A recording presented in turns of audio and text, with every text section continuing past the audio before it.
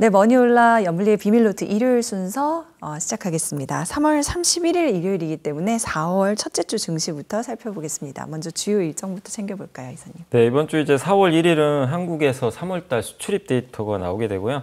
중국에선 3월달 이제 중소기업 대상으로 조사하는 차이신 제조 PMI 지표가 발표되고, 미국에서는 3월 ISM 제조 PMI 지표가 나오게 됩니다.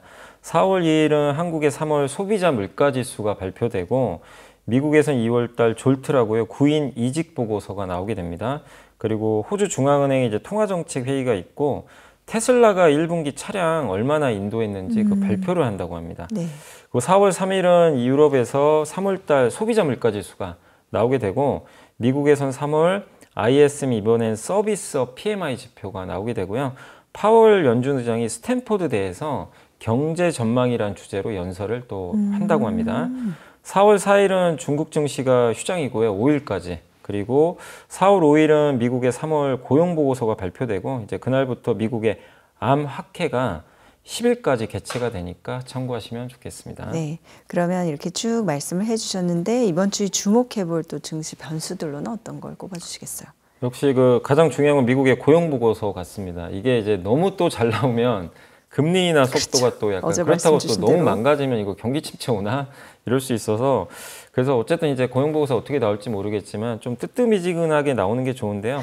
일단 연준 의장 이거 지난번에 3.9% 실업률 나왔기 때문에 한 4% 정도 나오면 금리 인하 3번 할 확률은 좀 높아진다고 보고 있거든요. 그래서 그 정도 수치가 나올지 한번 눈여겨보시면 좋겠고, 또 한국은 이제 3월 달 수출입 데이터가 나오니까 수출은 지금 꾸준히 증가하고 있는데, 이번 달에도 반도체가 많이 3월 20일까지 보면 많이 증가했더라고요. 그래서 반도체가 계속해서 좋은 수출 증가를 보여줄지 한번 체크하시면 좋겠고, 개별 기업이긴 하지만 테슬라의 차량 인도 대수도 굉장히 중요한 게, 이게 우리나라 2차 전지 회사에 영향을 주거든요. 그래서 차량 인도 대수 이번에 예상하는 게 47만 1000대거든요. 요 이상 나오면 일단 테슬라 주가에도 당연히 좋겠죠. 예, 그래서 이 예상치를 좀 뛰어넘는 인도 대수가 발표될지 시장 기대가 많이 낮아진 건 사실인데 한번 좀 지켜보시고, 그 다음에 이제 우리나라 기업들도 참여를 하지만 미국의 암학회가 3대 학회 중에 하나거든요. 암학회 중에. 그래서 이것도 개최가 되니까 이런 이슈들 이번 주에 참고하시고, 그 파월 의장이 스탠포드 대해서 경제 전망에 대해서 얘기를 하는데, 역시 많은 분들이 생각하는 건 그래서 금리 3번 인하할 거냐 또 그런 얘기들이 나올 것 같아요. 거기에 대한 또 힌트, 그러니까 물가 상승률을 일시적으로 치부할지 고용을 여전히 중요하게 생각할지 4월 3일 날 또 이런 연설이 있으니까 거기서 또 힌트가 나오지 않을까라고 예상을 하고 있습니다. 네, 4월 3일 미국 스탠포드대의 파월 의장 연설 저희가 주목해봐야 될 것 같고요. 네, 그리고 이제 저희가 어제 시청자 여러분들께 말씀을 드렸던 대로 오늘은 조금 국내 증시를 좀 더 집중적으로 살펴보겠다라고 했기 때문에, 그러면 제일 먼저 얘기해야 될 게 아무래도 삼성전자가 아닐까요? 이게 드디어 8만 전자 고지를 밟았는데, 네. 그러면 이제 9만까지 가는 겁니까? 아유, 가야죠. 가야 되는데. 항상 저도 항상 이제 하도 안 가가지고 참 힘들었습니다. 근데 이제 저도요. 드디어 이제 지난주에 8만 원을 훌쩍 넘어서 다행이고, 근데 8만 전자도 그때 말씀드렸지만 비싸진 않다. 제가 봤을 때 평균이 8만 1000원이거든요. 거기까지 지금 왔잖아요. 네. 그래서 이제 이 이상으로 간다는 거는 시장이 드디어 삼성전자에 대한 이제 미래 가치를 인정해 준다는 얘기거든요. 뭔가 이제 모멘텀이 생겼다고 보는 거예요. 그래서 HBM 관련해서 하이닉스에 뒤처진 건 사실이지만, 지난주 말씀드린 대로 젠슨항이 이 승인을 했다는 거, 그게 이제 결국 내년에 이제 투입이 되면서 삼성이 쫓아갈 가능성이 좀 높아졌다. 네. 이렇게 좀 보고 있고, 그 다음에 또 기존의 메모리 업황도 분명히 좋아지는 게, 메모리에서 쓰이는 것 중에 AI 빼고요, 가장 비중이 높은 게 데이터 센터용하고 그 다음에 스마트폰이거든요. 근데 이번에 2월달 글로벌 스마트폰 판매량이 나왔는데 9,700만 대로 8.1%나 성장을 한 거예요. 그러니까 그동안 매년 역성장했잖아요. 그러니까 드디어 완전히 이제 스마트폰도 바닥을 찍어버린 거죠. 그래서 21년 5월 이후 최고 증가율인데, 이런 걸 보면 중국의 스마트폰만 좋은 게 아니라 유럽, 미국도 지금 선전을 하고 있거든요. 골고루 좋아지는데, 또 하반기에는 지금 애플이 지금 굉장히 안 좋잖아요. 애플도 좀 절치부심하고 있을 텐데 뭔가 새로운 또 아이폰 얘기가 나오겠죠. 거기에 중국은 AI가 들어간 그 AI 스마트폰을 하반기에 또 몇몇 그 회사들이 출시한다는 얘기들도 있더라고요. 또 인텔은 AI PC에 들어갈 새로운 또 CPU를 내놓을 거고, 그러니까 AI가 접목된 기기들이 많이 나올 것 같아요. 그러면 이거는 당연히 기존 이 메모리 반도체한테는 상당히 또 좋은 이슈가 되겠죠. 그래서 그동안은 하이닉스에 너무 밀려 있었는데 이거를 해소할 수 있는 모멘텀이 생겨버린 거죠. 그래서 저는 충분히 삼성전자 9만전자를 향해서는 올라갈 수 있다. 그리고 이 삼성전자가 최고가 PBR 기준으로 2배였거든요. 근데 이 보통 이 밴드를 5개로 설정해요. 그래서 맨 밑이 1.1배, 뭐 그 다음에 뭐 1.3배, 1.5배, 그리고 이 바로 위 상단이 1.83배로 지금 나와 있더라고요. 근데 1.83배, 그 다음에 이제 2배가 넘거든요. 1.83배까지 갔을 때가 제가 계산을 해보니까 정확히 95,000원이 나옵니다. 그러니까 이제 95,000원까지 제가 갈지는 모르겠지만 거기는 싼 건 아니거든요. 근데 적어도 9만전자 가는 거는 그렇게 과거랑 비교했을 때 아주 비싸다라고 네. 좀 보기는 어렵기 때문에 어쨌든 좀 힘을 내서 좀 빨리 9만전자 가기를 기대 한번 해보겠습니다. 10만전자까지는 좀 10만은 어려울 모르겠어요. 것 같지만 9만은 네. 그래도 뭐 무난하게 좀 가능할 것 같다라는 기대를 하시는 걸로 네, 그렇게 정리를 해보겠습니다. 그리고 이제 애플을 말씀해 주셨기 때문에 이게 사실 요즘 왜 이렇게 부진한가 이런 얘기들이 많이 나오잖아요. 게다가 최근에 그 반독점법 이슈까지 있어서 이게 어렵고 그러면은 한국의 관련 밸류체인들도 이제 힘든데 항상 말씀하셨잖아요. 6월에 개발자 회의를 좀 주목해야 된다. 6월 10일 이 열린다고 하는 회의가 정말 반등의 계기가 될 수 있을까요? 애플? 일단 저는 계기가 충분히 될 수 있다고 하는 게 이제 애플 주가는 잃을 게 별로 없어요. 많이 빠져가지고 올해 연초 대비 10% 이상 빠졌기 때문에 그리고 빠진 이유도 다 알고 있습니다. 아이폰이 잘 안 팔립니다. 그거 때문이죠. 중국에서 특히. 그래서 결국엔 이제 결자 해지라고 아이폰이 잘 팔릴 뭔가 기대감을 만들어주면 주가는 다시 복원할 수가 있거든요. 그래서 6월 10일 이제 개발자 회의에서 뭔가를 내놓을 것 같은데 작년엔 비전 프로 얘기를 꺼냈거든요. 근데 올해는 이제 비전 프로 이미 나왔기 때문에 AI 앱스토어 공개하지 않을까. 요 얘기가 좀 나오는 거예요. 그러니까 애플 스토어에 AI 이제 전용 뭐 앱들을 내놓지 않을까. 그러면 그걸 내놓는다는 거는 스마트폰에 AI가 들어간다는 얘기잖아요. 네. 그래서 그걸 좀 기대하고 있는데 팀 쿡이 어쨌든 지금 중국에 대한 애정을 엄청 지금 공개를 하고 있어요. 중국 가가지고 뭐 그 저번에 중국 상해에서 아시아 최대 규모 애플 스토어 개장식에 참석을 했는데 그때 이제 거기 가서도 나는 중국을 사랑합니다. 막 이런 식으로 굉장히 좀 애정 공세를 좀 퍼부었거든요. 근데 그래도 안 돼요, 주가가 지금. 왜냐면 중국 사람들 입장에서는 아이폰을 많이 사긴 하죠. 네. 근데 화웨이가 너무 잘 만들다 보니까 화웨이 폰으로 바꾸고 있고 또 거기에 중국 정부가 사실은 이게 공무원들 보고 쓰지 말라 그랬거든요. 사실상 아이폰 쓰지 마라. 중국 폰 써라. 사실 그게 어떻게 보면 명령이 돼버린 거죠. 그렇죠. 그러니까 중국인데 이제 뇌리에 그게 박히니까 아이폰보단 그냥 우리 애국 차원에서 화웨이 폰 쓰자. 이런 게 이제 확산되니까 실제 지금 판매량이 33%나 중국에서 감소한 거죠. 그러니까 팀쿡이 아무리 노력한다고 이게 될 문제는 아닌 것 같고 그래서 제 생각엔 결국 6월 10일 날 반드시 AI 기능이 들어간 뭔가를 공개를 해야 될 것 같아요. 지금 다 그걸 기대하는데 근데 그게 없으면 올해 주가는 이제 별 볼일 없는 거죠. 그래서 그게 만약에 된다는 가정 하에서는 우리 한국의 애플 아이폰 밸류체인도 훈풍이 불 것 같다. 아이폰 공급하는 회사들 주가 다 안 좋거든요. 근데 대표적인 회사들이 하이비전 시스템, LG이노텍, 자화전자, BH 요 4개 종목이 한국의 대표 공급사인데 이 기업들이 최근에 주가들이 별로 안 좋거든요. 근데 6월 10일 날 공개가 된다면 훈풍이 불 것 같고 지금은 잃을 게 별로 없는 것 같아요. 뭐 지금은 이미 다 주가가 아무것도 기대를 안 하는 수준까지 와서 그래서 한번 지금은 애플 밸류체인도 저는 한번 관심 가져볼 필요는 있다라고 좀 보고는 있습니다. 네, 알겠습니다. 자, 그다음에 이제 국내 이렇게 주식들을 쭉 이렇게 섹터별로 보다 보면은 최근 증시에서는 바이오주들이 좀 분위기가 좋은 상황인 것 같다 이렇게 감지가 돼서요. 게다가 말씀하신 대로 이제 금요일부터 미국 암호화폐도 열리고 그러면은 어떤 부분에 좀 주목을 하면 좋을까요? 일단 이제 바이오주들이 알테오젠도 그렇고 많이들 올랐잖아요. 뭐 레고캠 말고 근데 좀 소강 상태는 있어요. 그 알테오젠 최대주주 중에 한 분이 갑자기 지분을 대량으로 매각하는 바람에 좀 얘기가 좀 있긴 있었는데 어쨌든 대주주 매각은 좋은 건 아니거든요. 그렇죠. 그러다 보니까 좀 쉬어갈 거는 같은데 다만 이제 우리가 주목해야 될 거는 이런 학회에서 기업들마다 어떤 이제 신약 개발에 대한 뭐 가이드라인이라든가 결과를 공개하니까 항상 주목을 하셔야 되겠고, 이 미국 암학회는 3대 암 학회 중에 하나입니다. 그래서 AACR이라고 하는데 미국 임상종양학회는 5월에 열리고요. 그 다음에 유럽 종양학회는 9월에 열리는데 요 세 개 중에 하나인데 네. 다만 좀 차이점이 하나 있어요. 이번에 열리는 미국 암학회는 전임상 단계, 그러니까 이제 1상, 2상, 3상이 아니고 신약 후보 물질을 개발을 해가지고 이제 동물 실험 평가를 한 안전성 테스트라는 보통 1상 전까지의 과정을 우리가 전임상이라고 하는데, 그러니까 그러다 보니까 중요성은 좀 떨어지긴 해요. 그러니까 가장 중요한 게 뭐 2상, 3상이잖아요. 네. 그러다 보니까 좀 떨어지긴 하지만 이 기업들의 전임상이라서 지금 이 세계적인 어떤 제약회사들이 어느 기술에 집중하고 있거나 어느 암 쪽에 집중하고 어떤 기술을 주로 좀 쓰려고 하는지 트렌드 파악하는 데 되게 좀 좋다고 합니다.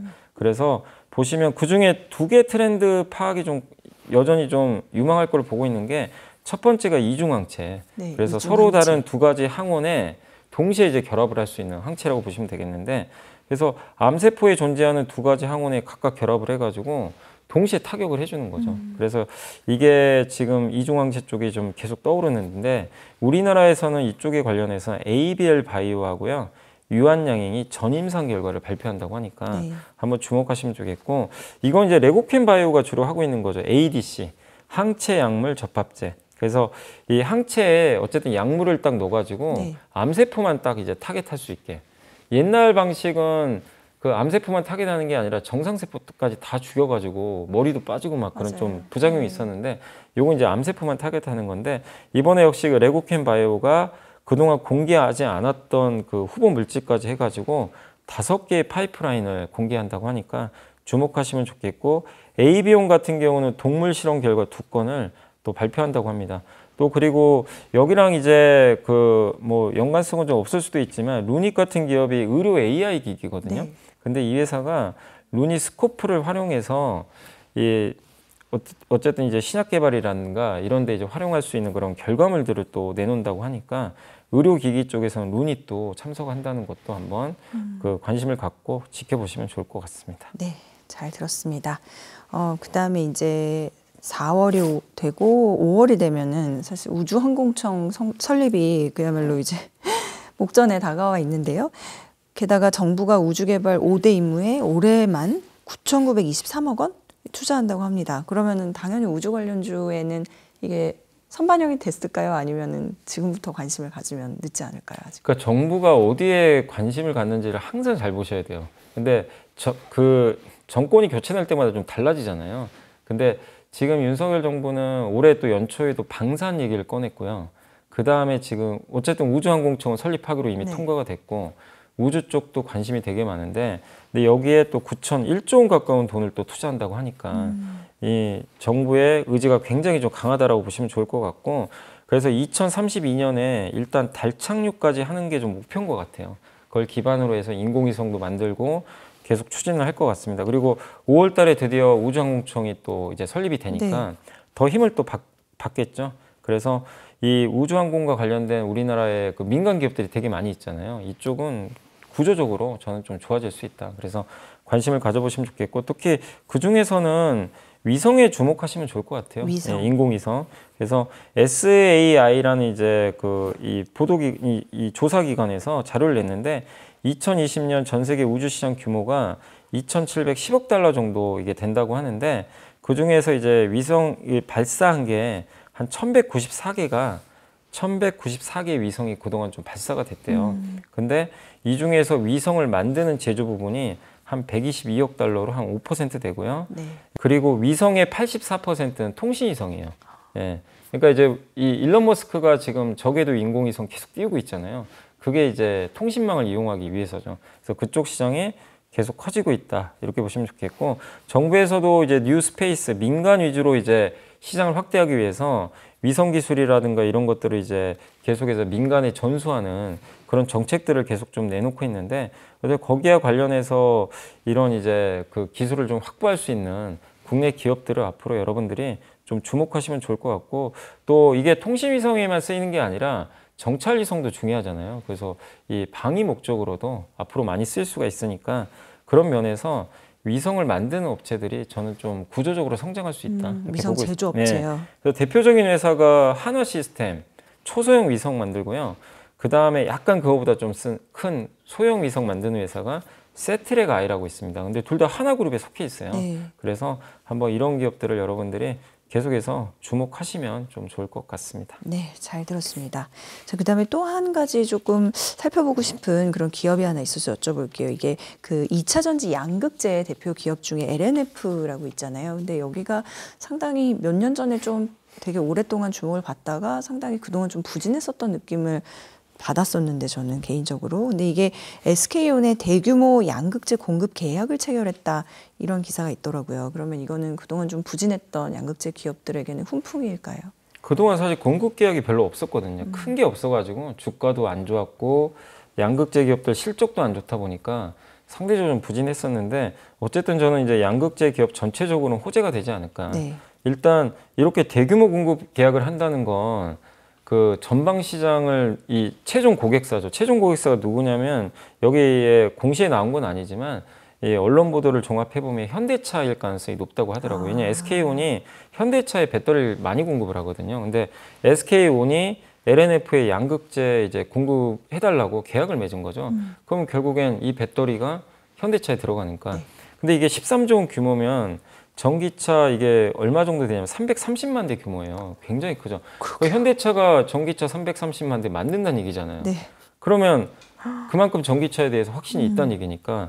그래서 이런 대규모 계약이 맺어지면 밑에 있는 소재 업체들은 이제 일단은 주가에는 좋을 수밖에 없는 거죠. 네. 그리고 어쨌든 이게 이 양극재 공급을 통해 가지고 이 LNF도 당연히 앞으로 향후에 매출이나 이익이 또 늘어날 수 있기 때문에 긍정적일 수밖에 없고요. 또 최근에 5월부터 이제 미국에서 주요 자동차 회사들이 신차가 좀 많이 나와요. 그리고 최근에 리튬 양극재도 이 전구체를 가지고 양극재를 만들거든요. 전구체 재고를 좀 쌓고 있대요. 그 얘기 뭐냐면 이제 수요가 좀 돌아온다는 얘기죠. 양극재를 만들기 위해서. 네. 그래서 그런 선행 지표들도 좋아지고 있기 때문에 그래서 하반기 실적에 대한 기대감이 되게 지금 높아지고 있습니다. 그래서 저는 좀 양극재 기업들도 이 2분기 봤을 땐 네. 저는 주가 괜찮을 것 같다. 양극재. 다만 이제 한 가지 변수는 제가 처음에 이제 말씀드린 대로 테슬라가 인도 대수가 좀 잘 나와줘야 돼요. 그 목표했던 인도 대수가 나와야 되는데 전기차 인도를 고객들한테 예상보다 많이 못하면 아직도 좀 아닌가? 이렇게 좀 실망 매물 나올 수도 시장이, 있거든요. 네. 그럼 좀 흔들리겠죠. 근데 오히려 그렇게 흔들리면 저는 또 기회가 될 수 있다. 왜냐하면 방향성 자체는 돌린 건 맞거든요. 그래서 현대차의 이번 어쨌든 이제 대규모 이런 물량에 대한 이제 공급은 저는 LNF만 좋은 게 아니라 양극재 기업 전체한테 좀 훈풍이 불 수 있는 네. 좋은 재료로 생각을 하고 있습니다. 네. 이제 진짜 3월이 거의 다 갔기 때문에 1분기가 끝나고 4월이 되면은 그야말로 이제 2, 4분기로 접어들잖아요. 근데 2분기, 3분기에는 오히려 뭐 미국이나 일본장보다 우리나라 국장이 더 좋을 수 있다 이런 전망들도 있고 요즘 전망이 좀 좋은 것 같아서 올해 특히 이 코스피 고점을 3,000포인트 또는 그 이상으로 보는 증권사들도 많은 것 같아요. 그만큼 기대감이 크다는 건데 이게 가능할지 여쭤보고 싶고 근데 또 개인 투자자들은 또 팔고 있잖아요. 네네. 그럼 이게 하락에 베팅한다는 건데 좀 개인 투자자들은 어떤 전략을 가져야 될지요. 외인은 매수하고 기관도 팔고 개인 투자도 팔고 약간 네. 그런 느낌? 그 개인 투자분들은 그동안 이제 또 물려 있는 부분도 있다 보니까 이제 2,700 놓고 거의 어느 데 2,800 근처까지 왔잖아요. 그러니까 좀 팔자. 예. 또 나는 물리기 싫다. 예. 약간 이런 본전 심리도 있고 실제 삼성전자를 그 제가 한 달 동안 봤는데 3조를 팔았더라고요. 개인 투자분들이 이렇게 올라올 때 삼성전자만 거의 3조를 넘게 팔았으니까 얼마나 기다렸으면. 예, 그렇죠? 그래서 평균 단가보다 이제 그 개인 투자분들 평균 단가가 한 72,000원 된대요. 물타기도 하다 보니까 근데 수익이 나신 분도 많이 생겼을 네. 거예요. 그래서 이참에 좀 확정하자. 그렇죠. 예, 그랬던 것 같은데 다만 뭐 매도하는 것까지야 뭐 수익 내고 팔겠다는데 그걸 뭐 뭐라 그럴 수는 없지만 다만 저는 좀 개인적으로 걱정되는 게 개인 투자자분들 중에 하락에 베팅하신 분들이 좀 많아요. 그거 이제 인버스라 그러죠. 네, 인버스. 시장과 반대로 가는 쪽에. 근데 2배짜리가 있거든요. 곧버스라고 우리가 보통 표현을 많이 하는데 선물 2배짜리 인버스인데요. 1% 지수가 빠지면 2% 수익 나는 거죠. 왜냐면 빠지는 쪽에 베팅하니까 그러면 나는 수익이 2% 느는 거죠. 근데 반대로 지수가 1% 오르면 마이너스 2가 되는 거죠. 수익률이. 거기에 이제 베팅하는 게 지금 최근 한 달 동안 3,118억을 샀대요.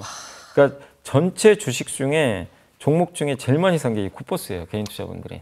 그러니까 저는 이게 좀 우려가 됩니다. 보통 이렇게 전고점 뭐 기술적으로도 이 막혔던 이 고점이 뚫리잖아요. 관성의 법칙에 의해서 주가 오르거든요.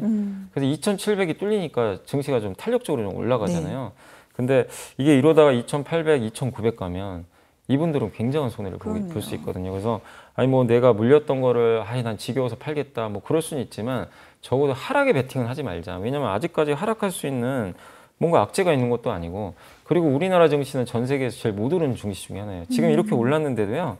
한국 증시 올해 연초 대비 4%밖에 안 올랐어요.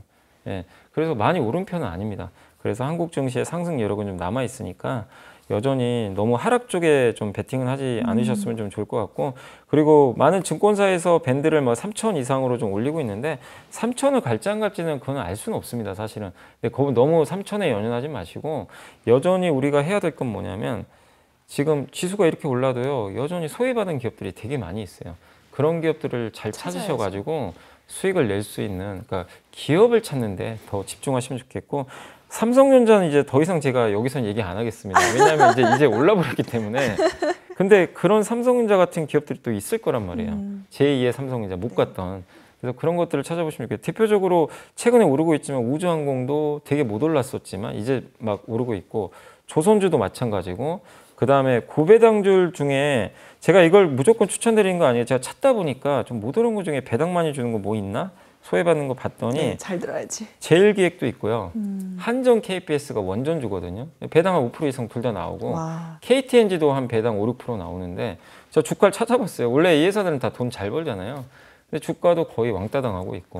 그러니까 우리가 지수만 볼 게 아니라 그냥 못 오른 거 중에서 기회 찾을 수 있는 기업들도 되게 많다. 그래서 굿버스 베팅하지 마시고 네. 이런 기업들을 한번 여러분들이 분석하셔서 네. 대응하시는 것도 괜찮지 않을까 이렇게 생각하고 있습니다. 제가 이제까지 들었던 그 어떤 답변보다도 힘이 실리신 것 같아요. 특히 그 굿버스 베팅은 하지 않으셨으면 좋겠다. 이거를 좀 많이 제가 새겨 들으셨으면. 자, 그러면 이제 또 오늘 이제 알아볼 염이사님의 선정한 이번 주의 보고서 주제가 어떤 건가요?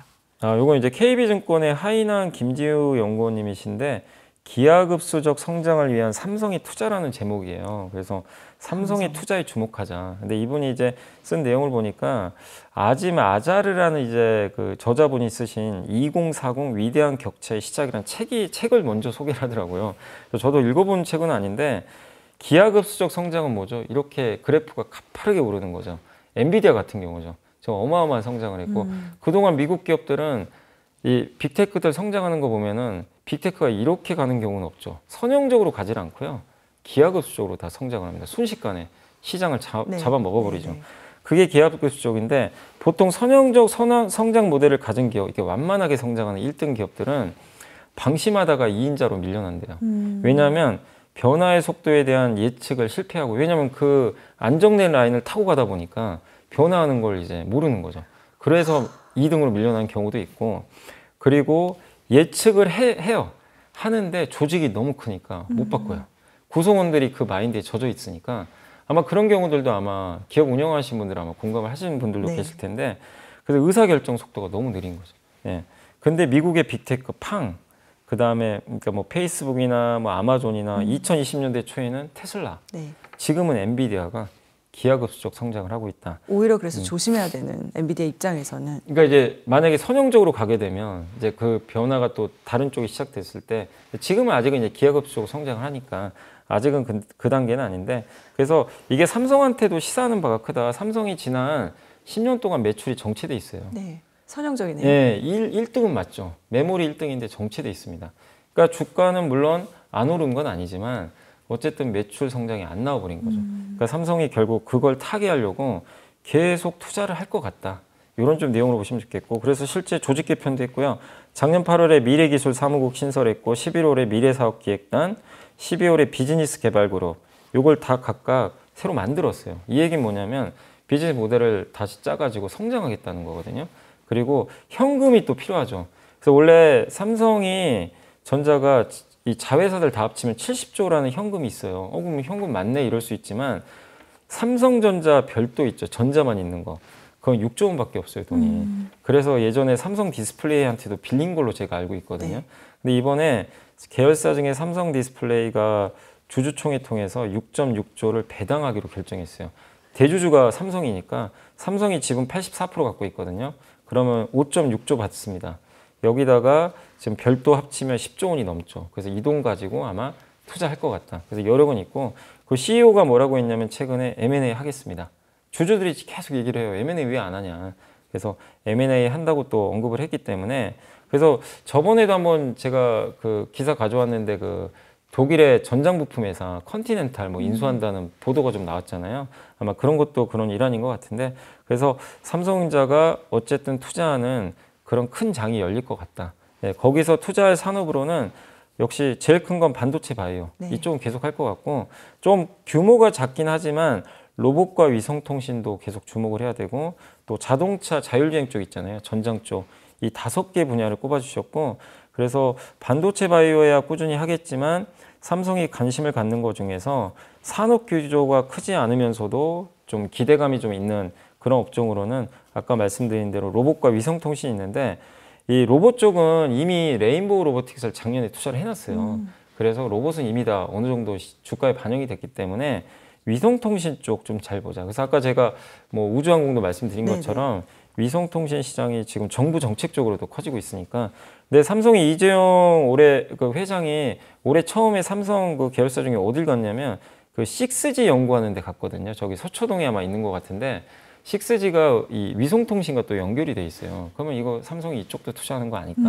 이런 기대도 있는 것 같습니다. 그래서 이런 우주 쪽에 또 한번 관심을 가져보자는 내용도 있으니까 한번 삼성이 그러니까 바라보는 방향에서 어디를 바라보고 있는지 네. 이런 좀 아이디어라고 봐주시면 좋겠습니다. 투자자들도 삼성이 바라보는 방향이라면 당연히 같이 바라보는 게 네, 유리할 맞습니다. 거다라는 말씀이시죠.